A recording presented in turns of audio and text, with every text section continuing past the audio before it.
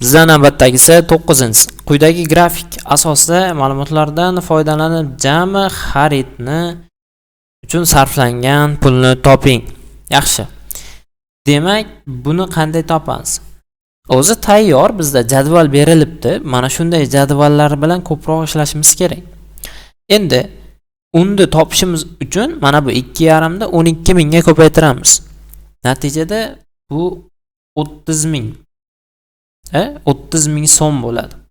Endi keyingisi yog'ni hisoblaydigan bo'lsak, ya'ni 5 litrni 22,000 ga ko'paytiramiz. Bu esa 110,000 bo'ladi.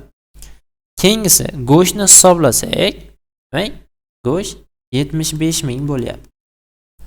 Endi mana shu ifodalarni bir-biriga qo'shib yorsak, hammasi umumiy xarid kelib chiqadi. Umumiy xarid demak 215,000 so'm bo'lgan ekan. Bu ham oson savollarimizdan biri ekan. 10-si. 6 ta sportchidan faqat 3 tasi medal bilan taqdirlandi. Medallarni necha xil usulda yutib olish mumkin? Bu yerda diqqat bilan shartni o'qisangiz, nima deyilgan? 3 tasi medal bilan.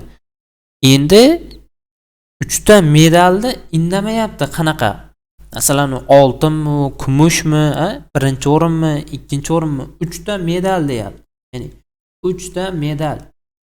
Mana shu yerga hushyor bo'ling, so'z o'yini ketyapti ekan. Demak, xulosa qiladigan bo'lsak, mana bu yerda indamayapti medallarni.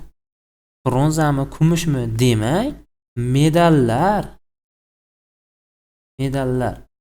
bir xil ekanda. Qarang, 3 tasi medal bilan taqdirlanadi deyapti. U qanaqa medalligini aytgani yo'q. Demak, bu guruhlash formulasi bor. Ya'ni guruhlash. Kombinatorika mavzudan savol bo'lyapti ekan.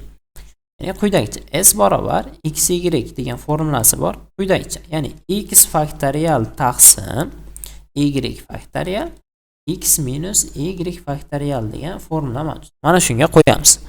Demak, bu yerda x o'rniga 6, y o'rniga mana bu 3 ni joylashtiramiz. Shunda 6 faktorial taqsim 3 faktorial ko'paytirasiz, yana 3 faktorial bo'ladi. Natijada yuqori bilan buni qisqartiradigan bo'lsak, bu yerda 4, 5, 6 qolyapti. Bu 3 faktorialimiz, ya'ni 1 ko'paygan, 2 ko'paygan, 3 degan. 1 2 3 bilan bular ketadigan bo'lsa, natijada 20 degan javobimiz qolyapti ekan. Yana bitta xulosa faktorialga, ya'ni 0 faktorial doimo 1 ga teng bo'ladi. Buni eslab qoling. Aziz, hurmatli kanalimiz kuzatuvchilari, mana demak bizda barcha misollarimizga tahlilni juda ham maydalab tushuntirib berdim. O'zingiz uchun biror bir bilimni olgan bo'lsangiz, biz bundan juda ham xursandmiz. Bizni kuzatishda davom eting. Sog' bo'ling, salomat bo'ling.